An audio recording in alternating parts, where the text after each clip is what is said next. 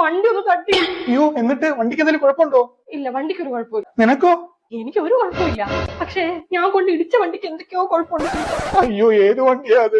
അത് സിബിച്ച, ആ ഇടിയുടെ ആഘാതത്തിലെ നമ്മുടെ വണ്ടി അവരിട്ടിട്ട് ഞാൻ ഇറങ്ങി ഓടി. അതിന്റെ തിരക്കില് പേരൊന്നും ഞാൻ നോക്കിയില്ല. വില കൂടിയ വണ്ടി വല്ലതും ആണോ? ഏയ് ജീന, സെഡാൻ ആണോ SUV ആണോ? സെഡാനും SUV ഒന്നും അല്ല, അതിന്റെ ഇടയിൽ നിൽക്കുന്ന ഏതോ ഒരു വണ്ടിയാ. BMW? BMW അല്ല. അല്ല അല്ല ബെന്ലി ആണോ?